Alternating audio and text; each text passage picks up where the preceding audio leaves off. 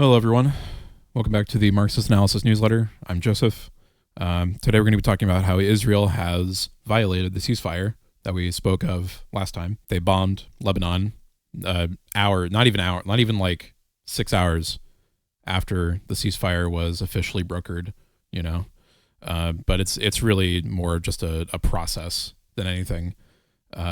Because the United States and Israel are going to violate it here and there. They're going to not agree to the 10-point plan that Iran proposed to them.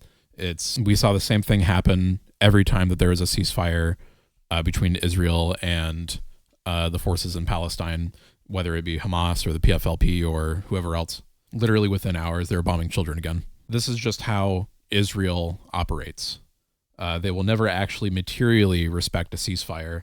They will have to have one imposed upon them for anything to actually change. And Iran understands this. They set out clear conditions in their 10-point plan. Not all of them were agreed upon.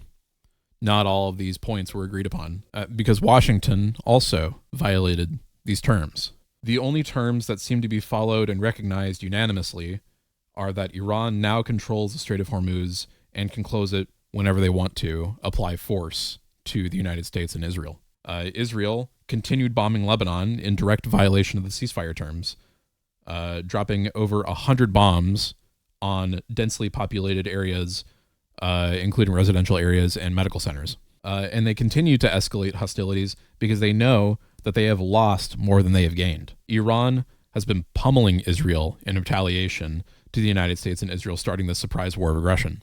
And Israel's finance minister, Smotrich, promised more colonial land seizures across West Asia.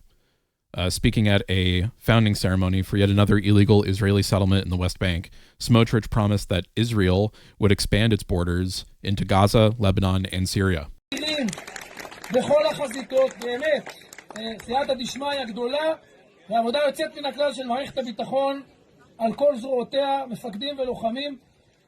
ויש רגל מדינית מסיימת, יש רגל מדינית מסיימת ביהודה ושומרון שהורגת לחלוטין את רעיון חלוקת הארץ והקמת מדינת טרור בלב ליבה. תהיה רגל מדינית מסיימת בעזה שתרחיב את גבולותינו, תהיה רגל מדינית מסיימת בלבנון שתרחיב את גבולותינו על הליטני לגבולות ברי הגנה, תהיה רגל מדינית מסיימת בסוריה כתר החרמון והחיץ לפחות.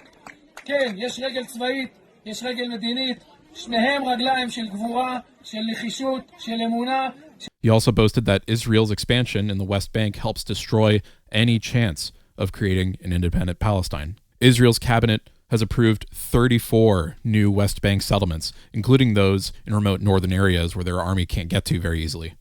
This is accelerating the push to fully annex the West Bank. This settler colonial expansion was approved even while the IOF Chief of Staff, Eyal Zamir, warned that they're running low on manpower. So the Israeli entity is running low on manpower. They're getting a taste of their own medicine from Iran, striking back in retaliation, and people are leaving en masse, with over 200,000 colonizers emigrating since late 2023. And so the state apparatus of Israel is imploding on itself. It's pushing for more land grabs in Gaza, Lebanon, and Syria, and the West Bank, because they know that they're losing. And even if they announce any sort of ceasefire with Iran and Lebanon, it's almost entirely assured, based off of the pattern of behavior that Israel will violate these agreements. They will keep bombing innocents, because the Israeli regime is ultimately a puppet of the U.S. regime. Its primary goal is to colonize, settle, and dominate the region of West Asia as a vassal state to the United States. This is the country, quote unquote, that so-called left-wing progressives such as Bernie Sanders and Alexandria Ocasio-Cortez defend. They say that Israel has a right to exist and a right to defend itself, only recently changing their rhetoric, Bernie Sanders specifically, only recently changing his rhetoric to what he had been speaking for decades, saying that Israel has a right to defend itself, even before the October 7th attacks happened. Do you believe in the notion of Israel as a Jewish state? Yeah, I do. For a lot of reasons.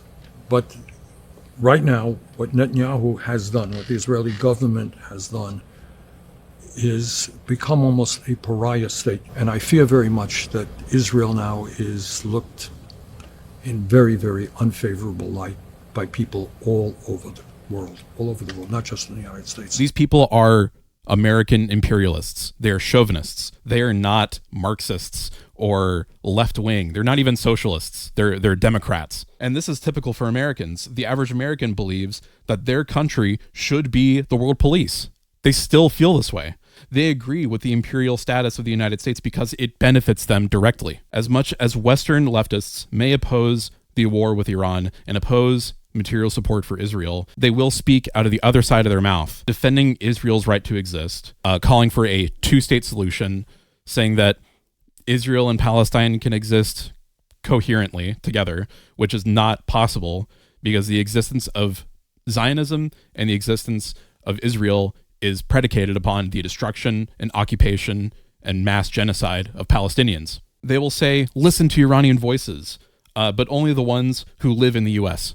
Only the ones that have learned the colonizer's tongue. Only the ones that speak English. They're never going to listen to the actual people in Iran who are defending themselves against Western imperialism. Because to them, they see that as, oh, it's theocracy.